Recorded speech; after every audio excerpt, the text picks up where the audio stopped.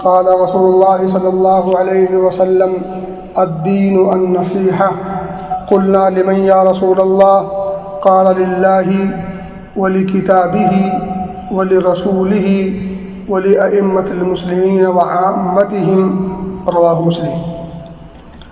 معزز سامعین، حاضرین جمعہ، دینی ملی بھائیوں اور دوستوں اور ساتھیوں، ایک انسان دوسرے انسان سے بندھا ہوا ہے، مربوط ہے۔ ہر انسان کا کسی نہ کسی انسان سے کوئی نہ کوئی ربط اور ضبط ہے۔ اس کے بغیر یہ زندگی جینا محال ہے۔ اللہ رب العزت نے حضرت آدم اور حضرت حوا علیہم السلام، ان دونوں کے توسط سے یہ پوری دنیا بسائی اور پوری دنیا کو ایک دوسرے سے باندھ دیا۔ کوئی بھی کام ہم اس دنیا میں کسی کے ہیلپ کے بغیر، کسی کے تعاون کے بغیر، یا کسی سے لین دین کے بغیر، یا کسی سے معاملہ کیے بغیر ہم کر نہیں سکتے۔ ہم کہیں نہ کہیں بچ چکے ہیں۔ ہم ان کے کام آئیں گے، فلاں ہمارے کام آئے گا، اس کا کوئی اور کام آئے گا۔ ایک تسلسل ہے۔ کوئی بھی انسان ایسا نہیں اس دنیا میں، وہ کتنا بڑا امیر کیوں نہ ہو، اگر پوری دنیا کی بادشاہت کسی کو دے دی جائے تب بھی وہ ادنا درجے کے انسان سے لے کر کے اعلیٰ درجے کے انسان تک وہ مجبور ہے۔ کوئی انسان آپ دیکھ لیں دنیا کے اندر، چھوٹا ہو یا بڑا، امیر ہو یا غریب، کسی بھی شکل کا ہو، کہیں کا بھی ہو، کسی بھی رنگ کا ہو، کسی بھی نسل کا ہو، کسی بھی زبان کا بولنے والا ہو، حتیٰ کہ مرد ہو یا عورت، سب کے سب ایک نہ ایک سے مربوط ہیں، بدھے ہوئے ہیں۔ سب کا کسی نہ کسی سے کوئی تعلق ہے، اور اسی لیے آپ دیکھیں کہ ہمارا کوئی کام جب پھنستا ہے تو ہم دسیوں دروازے کھٹکھٹاتے ہیں۔ کیوں؟ اس لیے کہ وہ کام کسی نہ کسی کے توسط سے ہوگا، کسی نہ کسی کے ہیلپ سے ہوگا، کسی نہ کسی کی مدد سے ہوگا۔ ایک انسان خود اپنے سارے کام انجام نہیں دے سکتا۔ ایک انسان پیدا ہوتا ہے ماں کے پیٹ سے، خود پیدا نہیں ہو سکتا، ماں کی ضرورت ہے اسے۔ ایک عورت، ظاہر سی بات ہے، اس عورت بھی خود بخود بچہ پیدا نہیں کر سکتی، اس کے لیے ایک آدمی چاہیے جو شرعی انداز میں ہو، نکاح کی شکل میں آئے۔ تو اسی طرح سے کہنے کی بات ہے کہ یہ پوری دنیا کہیں نہ کہیں جا کر کے کسی نہ کسی کے ساتھ مربوط ہے۔ اب یہ جو رشتہ ہے، دو طرح کا رشتہ ہے۔ ایک رشتہ ہے انسانی رشتہ، اور ایک رشتہ ہے ایمانی رشتہ۔ اور ہم اللہ کے فضل سے انسانی رشتے میں بھی بدھے ہوئے ہیں اور ایمانی رشتے میں بھی بدھے ہوئے ہیں، اور انسانی رشتے سے زیادہ اہم ہوتا ہے ایمانی رشتہ، دینی رشتہ۔ اللہ فرماتا ہے انما المؤمنون اخوہ، سارے کے سارے مومن آپس میں ایک دوسرے کے بھائی ہیں، اور بھائی کا کام بھائی کو نبھانا ہوتا ہے، بھائی کا کام بھائی کو آگے بڑھانا ہوتا ہے، اس کی ہیلپ اور اس کا تعاون کرنا ہوتا ہے، اس کے ساتھ خیر خواہی کرنا ہوتا ہے، نہ کہ اسے گرانا ہوتا ہے، نہ کہ اسے ذلیل و خوار کرنا ہوتا ہے، نہ کہ اسے پریشان کرنا ہوتا ہے، بلکہ بھائی کا کام بھائی کے تئیں ہمدردی والا ہونا چاہیے، اور اخوت کا ہونا چاہیے، بھائی چارے کا ہونا چاہیے، اور اسی طرح سے ہیلپ فل ہونا چاہیے انسان کو۔ لیکن معاملہ ہمارا ذرا بالکل اس کے اپوزٹ ہے، ہم ایک دوسرے کے مخالف رہتے ہیں۔ جبکہ انسانی رشتہ ہو یا دینی رشتہ، دونوں یہ انسان کو مجبور کرتا ہے اور بتاتا ہے اور حکم دیتا ہے، تاکید کرتا ہے کہ ایک انسان کو دوسرے انسان کے ساتھ معاملہ اچھا اور بہتر کرنا چاہیے، سلوک بہتر ہونے چاہیے۔ آج دیکھیں ہم آئے دن ویسے بھی روتے رہتے ہیں، ہم پریشان ہیں، ہم یہ ہیں، ہم وہ ہیں، ہمارے ساتھ ایسا ہو رہا ہے، ہمارے ساتھ ویسا ہو رہا ہے۔ یقین جانیں ہمارے ساتھ جو کچھ ہو رہا ہے صحیح ہو رہا ہے، جو کچھ ہو رہا ہے، جیسا بھی ہو رہا ہے، یہ ہمارے لیے بالکل فٹ ہے، ہم اس کے مستحق ہیں۔ یہ یاد رکھیے، ہم جس چیز سے ہم جوجھ رہے ہیں یہ ہمارے حق میں بہتر ہے، کیونکہ ہم اسی کے لائق ہیں۔ مجھے بتا دے کسی کا کوئی 4 بھائی ہو، سگے بھائی، چھوڑیں یہ دینی اور انسانیت بھائی، سگا 4 بھائی اور چاروں کے آپس میں بول چال ہو، چاروں کی آپس میں بنتی ہو، چاروں آپس میں ایک دوسرے کے خیر خواہ ہوں، چاروں آپس میں ایک دوسرے کی بھلائی کی کوشش میں لگے ہوں۔ مجھے کوئی مثال ایک دے دے، شاید 100 گھروں پر مشتمل کوئی ایک گاؤں ہو، اور اس پورے 100 گھروں پر مشتمل ایک گاؤں میں شاید ایک گھر نہ ملے ایسا کہ 4 بھائی ہوں اور چاروں ایک دسترخوان پر بیٹھ کر کے عید کی سوئیاں یا بقرہ عید کا گوشت کھا سکیں۔ جب ہماری اخلاقی اور دینی حالت اس قدر ہو تو جو کچھ ہو رہا ہے یہ نہیں ہوگا تو اور کیا ہوگا؟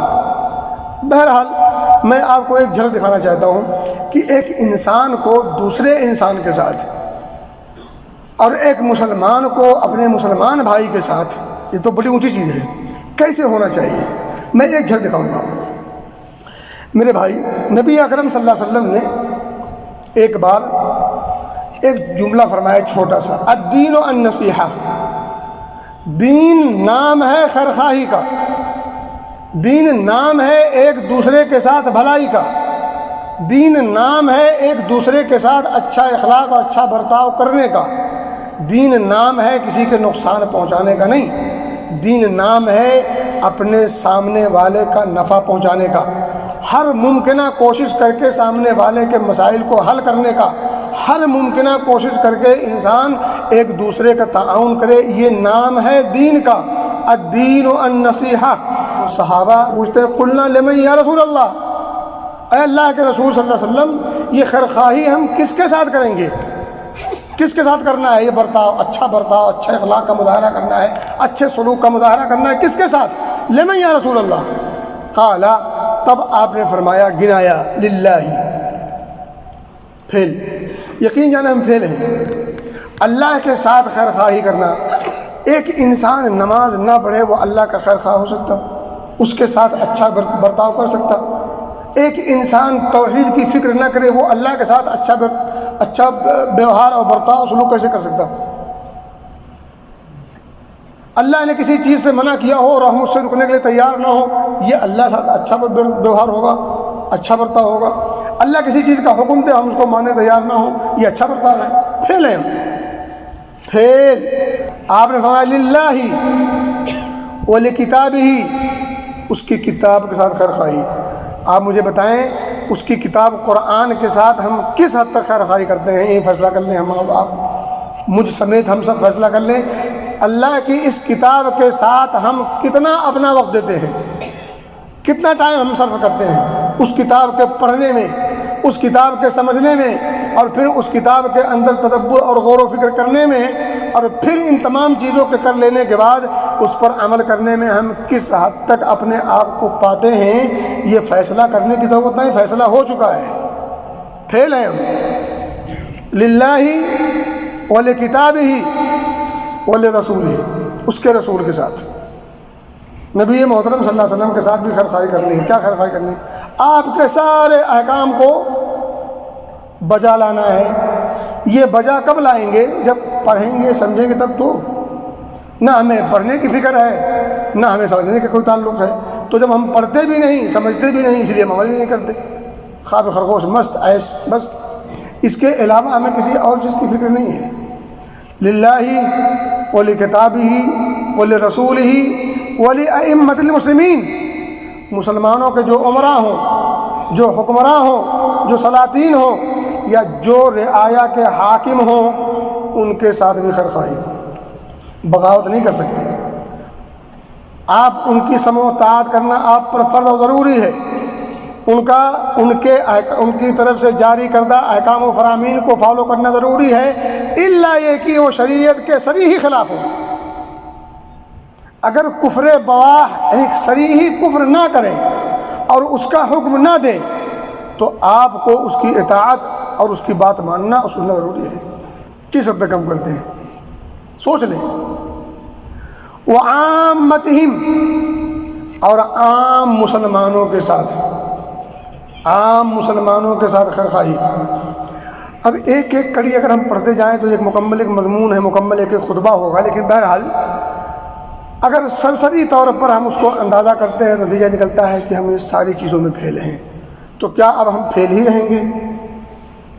نہیں نا، پھیل نہیں رہنا ہے۔ چلو اب تک پھیل تھے، لیکن کیا اب آئندہ بھی ہم پھیل رہے؟ نہیں، بتانے کا مقصد یہ ہے کہ جو کمیاں تھیں اللہ معاف کرے، لیکن یہ ہے کہ اب فکر کریں، یہ جن کے ساتھ خیرخواہی کرنے بتایا گیا ہے اس حدیث پاک میں، ان ہستیوں کے ساتھ یا ان چیزوں کے ساتھ، ان کتابوں کے ساتھ، ان لوگوں کے ساتھ خیرخواہی کا جذبہ جگائیں اپنے آپ میں، اور یہ یاد رکھیں اللہ رب العزت کی رضا اس کے بغیر حاصل نہیں ہو سکتی۔ اب میں آپ کو اسی پر ایک واقعہ سناؤں گا اور پھر اس کا نچوڑ بتاؤں گا آپ کو۔ حضرت جریر بن عبداللہ رضی اللہ تعالیٰ عنہ صحابی رسول، صحیح مسلم کی روایت ہے، وہ کہتے ہیں کہ بایعت رسول اللہ صلی اللہ علیہ وسلم، میں نے نبی پاک صلی اللہ علیہ وسلم سے بیعت کی۔ ایک بات میں بتا دوں دو جملوں میں، ہمارے ماحول اور معاشرے میں جو بیعت کا سسٹم چلتا ہے وہ صرف اور صرف دینی اور مذہبی دھونس جمانے کا ہے اور باقی کچھ نہیں ہے۔ اس بیعت سے کوئی تعلق نہیں ہے جو بیعت رسول اللہ صلی اللہ علیہ وسلم کیا کرتے تھے۔ یہ صرف مذہبی اور دینی دھونس جمانا ہے، یا یوں کہہ لیں کہ ایک نقلی سرٹیفکیٹ جاری کرنا ہے اپنی تقویٰ و طہارت کا اور لوگوں پر روب جمانا، باقی کچھ نہیں ہے، معاف کیجیے گا مجھے۔ وہ کہتے ہیں کہ میں نے نبی اکرم صلی اللہ علیہ وسلم سے بیعت کی، کس بات پر؟ علی اقامت الصلاۃ، نماز کے قیام کی، کہ میں نماز قائم کرتا رہوں گا۔ یہ معاہدہ ہوا ہے نبی اکرم سے۔ کون؟ جریر بن عبداللہ البجلی رضی اللہ عنہ۔ میں نے معاہدہ کیا ہے کس بات کا؟ علی اقام الصلاۃ، نماز کی اقامت کا۔ نماز کی اقامت جمعہ نہیں ہوتی، فجر چھوڑ کے نہیں ہوتی، جب جی میں آئے پڑھ لیں، جب جی میں آئے چھوڑنے نہیں ہوتی۔ اقامت کا مطلب یہ ہے کہ ہر وقت ہر نماز مسجد کے اندر آ کے جماعت کے ساتھ پڑھنا، اس کا نام ہے اقامت۔ مجبوری الگ ہے، عذر الگ ہے، عذر شرعی ہے، وہ ایک الگ مسئلہ ہے، لیکن بلا کسی عذر کے ایک انسان اگر نماز جماعت سے چھوڑ دیتا ہے تو وہ اقامت صلاۃ نہیں کرتا۔ اقامت صلاۃ کی ڈیفینیشن سے وہ خالی عاری ہے۔ علی اقام الصلاۃ و ایتاء الزکوٰۃ، زکوٰۃ کی ادائیگی کا۔ زکوٰۃ کی ادائیگی میں بھی ہم بہت پیچھے ہیں۔ جب قربانی کرنا آئے تو کہتے ہیں قربانی کا مال غریبوں میں دے دیا جائے، تو زکوٰۃ کس لیے فرض ہوئی ہے؟ عام صدقات و خیرات کا جو ہے کی ترغیب کیوں کی گئی ہے؟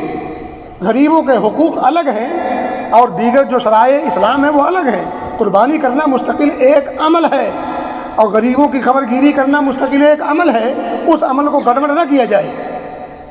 تو یہ ملحدین کی باتیں ہیں، ملحدوں کے چکر میں پڑ کر کے ہم میں سے بہت سارے بھولے بھالے مسلمان، یہ ہوتا کیوں ہے؟ یہ بھولا پڑ کر تو چلے گا، دین سے جہالت کی وجہ سے ایک ملحد آتا ہے، اب چپڑی چپڑی باتیں کرتا ہے اور ہم اس میں اس کے دام میں پھنس جاتے ہیں۔ علی اقام الصلاۃ و ایتاء الزکوٰۃ، اور آگے آپ نے انہوں نے فرمایا وَالنُّصْحِ لِكُلِّ مُسْلِمٍ، میں نے معاہدہ نبی مکرم صلی اللہ علیہ وسلم سے کیا ہے اس بات پر بھی کہ میں نماز کا خاص خیال رکھوں گا، اقامت کروں گا، زکوٰۃ کی ادائیگی میں کوتاہی نہیں کروں گا، اور تمام مسلمانوں کے ساتھ اچھا سلوک کروں گا، اچھا ویوہار کروں گا، خیر خواہی کا معاملہ برتوں گا، اور ان کے ساتھ کبھی بدخواہی نہیں کروں گا، کبھی جھوٹ مکر اور فریب اور ڈھکوسلا اور اس طرح کی چیزیں نہیں کروں گا، کبھی ان کے نقصان کے طرف پہ نہیں ہوں گا، ہمیشہ ان کی خیر خواہی کرتا رہوں گا۔ یہ انہوں نے عہد و معاہدہ کیا تھا، کس سے؟ نبی محترم صلی اللہ علیہ وسلم۔ کون تھے یہ؟ صحابی رسول جریر بن عبداللہ البجلی۔ اب ان کا ایک واقعہ سنیں۔ ایک مسلمان دوسرے مسلمان کے ساتھ خیر خواہ ہونا چاہیے۔ خیر خواہی کیسے ہوتی ہے؟ ذرا واقعہ سنیے اور اندازہ ہوگا آپ کو اس واقعے سے۔ جریر بن عبداللہ بجلی کہتے ہیں کہ میں نے اپنے غلام کو ایک گھوڑا خریدنے کے لیے بھیجا۔ ذرا سمجھیے گا بات۔ جریر بن عبداللہ البجلی صحابی رسول جنہوں نے بیعت کی ہے کہ میں ہر مسلمان کے ساتھ خیر خواہی کروں گا۔ ہم نے بھی تو بیعت کی ہے نبی پاک سے، اشہد ان محمد رسول اللہ، معاہدہ ہے۔ اب ہماری زبان جب کھلے گی تو نبی کے اشارے کے مطابق کھلے گی، یہ معاہدہ ہے۔ ہم چلیں گے تو نبی کے اشارے کے مطابق چلیں گے، یہ معاہدہ ہے۔ اشہد ان محمد رسول اللہ میں یہ شامل ہے۔ غلام کو بھیجا گھوڑا خریدنے کے لیے، بازار گیا، ایک آدمی سے سودا طے ہو گیا، کہا چلو گھر میں تمہیں پیسے دیتا ہوں، درہم 300 درہم میں گھوڑا خریدنے کی بات طے ہو گئی۔ جس کا گھوڑا تھا وہ راضی برضا خوشی کے ساتھ 300 پر راضی ہو گیا۔ اب وہ غلام جریر بن عبداللہ کے اس آدمی کو لے کر کے اپنے گھر پہنچتے ہیں مالک کے پاس کہ چلو گھر میں تمہیں وہ 300 درہم میں تمہیں دیتا ہوں اس گھوڑے کے جو میں نے گھوڑا تم سے خریدا ہے۔ جیسے ہی گھوڑے کا مالک لے کر کے گھر پہنچتا ہے، جریر بن عبداللہ جب باہر نکلتے تو گھوڑا دیکھتے، پوچھتے کتنے کا لیا؟ کہا 300 درہم کا، غلام سے۔ اب مالک سے جریر بن عبداللہ کہتے ہیں کہ کیا تم اس گھوڑے کو 400 درہم میں دو گے؟ تمہارا گھوڑا تو 400 سے بھی زیادہ قیمت کا لگتا ہے۔ کہا کیوں نہیں؟ کہا 500 کا دو گے؟ تمہارا گھوڑا تو 400 درہم سے بھی زیادہ قیمتی لگتا ہے۔ کہا کیوں نہیں؟ کہا 600 دو گے؟ کہا کیوں نہیں؟ یہ تسلسل چلتا رہا یہاں تک کہ 800 درہم طے کر دیا۔ جب 700 پر پہنچے تو کہا کہ یہ تو اس سے بھی زیادہ قیمتی لگتا ہے، کیا 800 پر دو گے؟ کہا ہاں۔ کیوں نہیں دیں گے؟ غلام کہتا ہے مالک 300 درہم پر میں نے اس سے سودا طے کیا ہے اور میں نے کوئی جبر نہیں کیا ہے، اس نے دل سے دیا ہے، کسی قسم کا کوئی دباؤ نہیں تھا، کوئی پریشر نہیں تھا، اس نے اپنے دل سے خوشی کے ساتھ بیچنے آیا تھا، میں خریدنے گیا تھا، بات ہوئی، سودا طے ہو گیا 300 درہم پر، اور میں اسے یہاں لے کر کے آیا ہوں تاکہ 300 درہم سے دے سکوں، بات تو طے تھی۔ کہا بات تمہاری درست ہے، ظاہری سودے کے اور تجارت کے جو اصول ہیں اس پر یہ بات بالکل فٹ ہے، تم بھی بچا ہو وہ بھی بچا ہے، لیکن اس لیکن کے بعد سنیے، اور یہی درس ہے، پورے خطبے کا نچوڑ ہے، لیکن بایعت رسول اللہ صلی اللہ علیہ وسلم علی النصح لکل مسلم، لیکن مجھے یاد ہے کہ میں نے نبی اکرم صلی اللہ علیہ وسلم سے ہر مسلمان کے ساتھ خیر خواہی کرنے پر بیعت اور معاہدہ کیا تھا۔ اور یہ کون سی خیر خواہی ہوگی کہ اتنا اچھے نسل کا اور اچھی قیمت والے گھوڑے کو جس کی قیمت 800 کے لائق ہو اس کو 300 میں خرید کر کے اس کا 500 کا نقصان کیا جائے، یہ بھی کوئی خیر خواہی ہے؟ اب ذرا اس واقعے کو سامنے رکھیں اور مجھ سمیت ہم سب اندازہ کر لیں اور پھر اپنی حال کا بھی تھوڑا سا مطالعہ کر لیں، اندازہ ہو جائے گا کہ ہم پریشانی میں مبتلا کیوں ہیں، ذلیل و خوار کیوں ہیں، ذلت و رسوائی کے چنگل سے نکلنے کے راستے نہیں دکھ رہے ہیں کیوں؟ شاید اس آئینے میں وہ شکل دکھ جائے جو اس کا علاج ہو، لیکن کیا ہمارے پاس اتنا وقت ہے کہ ہم یہ ٹیلی کر سکیں، ہم ان دونوں چیزوں کا موازنہ کر سکیں، ہم اپنے ان اسلاف کے ان واقعات کو جن کا آج تصور نہیں ہے، آپ اگر کسی کو ایسے ہی کہیں کہ ایک آدمی سے میں نے 300 کی چیز خریدی تھی اور میرے ابو نے اس کو 800 دیا، کوئی مانے گا؟ پاگل ہو گیا ہے، سٹھیا گیا، اس کا دماغ چل چکا ہے، اس کو رانچی بھیجو۔ لیکن جب اسی چیز کو لوٹاؤ گے، صحابہ جو نبی اکرم صلی اللہ علیہ وسلم کے ابرو کے اشارے پر ایک نہیں 1000 جان دینے کو تیار تھے دل کے ساتھ، تب اگر اس واقعے کو رکھا جائے تو کہتا ہاں بچائے، یہ کوئی نبی کا شہدائی ہی کر سکتا ہے، نبی کے شہدائی کے علاوہ کسی اور کے ہاں یہ اگر یہ بات کہی جائے، یہ قصہ سنایا جائے، یہ بات سنائی جائے تو وہ فوری طور پر بغیر کسی سوچے سمجھے کہہ دے گا کہ دماغ چل چکا ہے، کوئی پاگل ہی ہو سکتا، کوئی ذی عقل نہیں ہو سکتا۔ ہم تو رکشے والے سے بھی جو ہے بارگننگ کر لیتے ہیں، ریڑھی والے سے بھی بارگننگ کر لیتے ہیں، اور بڑے بڑے ہوٹل میں جاتے ہیں تو وہاں ٹپس بھی دیتے ہیں، ماشاءاللہ۔ یہ ہمارا اخلاق اور ہمارے اطوار اور ہماری سوچ اور ہمارے اعمال۔ وہاں ٹپس دیا جا رہا ہے کتنا؟ 50 ریال، اور یہاں 5 ریال کی سبزی خریدتے ہوئے تو کہتے 3 میں دہی ہو گئی، وہاں تو 3 میں، جھوٹ نہیں بولتے تھے، اس کے یہاں 3 میں ملا تو بھائی وہاں کیوں نہیں لیا؟ بھائی جہاں 3 میں مل رہا تھا کیوں نہیں لیا؟ سفید جھوٹ بولتے، اور ہم لوگوں کا جھوٹ بولنا تو یہ فن ہو گیا ماشاءاللہ۔ جہاں ناچ اور گانے اور ڈانس فن ہو، فنکارے کہلاتے ہیں، تو وہاں جھوٹ کوئی عیب چیز شمار ہوگی؟ ہرگز نہیں۔ تو آج کے خطبے کا خلاصہ یہ ہے کہ ہر مسلمان دوسرے مسلمان کے ساتھ جذبہ رکھے خیرائی کا، بھلائی کا۔ کسی کا نقصان ہم اپنے ہاتھوں نہ پہنچائیں، کوئی ایسی حرکت نہ کریں جس سے کسی مسلمان بھائی کا کوئی نقصان ہو۔ ایک حلالے کا نقصان آپ اپنے کندھے پر نہ رکھیں۔ ہمیشہ کوشش ہو کہ ہماری ذات سے کسی کا فائدہ ہی ہو، فائدہ نہ ہو تو کم از کم نقصان تو نہ ہو، کم از کم نقصان تو نہ ہو۔ اور ہم میں سے ہر شخص جس کے پاس قلم ہے، قلم سے اپنی خود غرضی مفاد پرستی پر لگا ہوا ہے، دوسرے کا نقصان ہو، چاہے لاکھوں کا نقصان ہو، کوئی فرق نہیں پڑتا۔ دوسروں کا لاکھوں کا نقصان ہو جائے اس کو فرق نہیں پڑتا، ہمارا 2 ریال کا فائدہ ہونا چاہیے۔ آپ مجھے بتائیں، یہ جو کمپنی میں چوریاں ہوتی ہیں، کتنوں کا سامان 1000 ریال کا سامان 100 پہ بیچ دیتے ہیں، یہ کیا ہے؟ یہ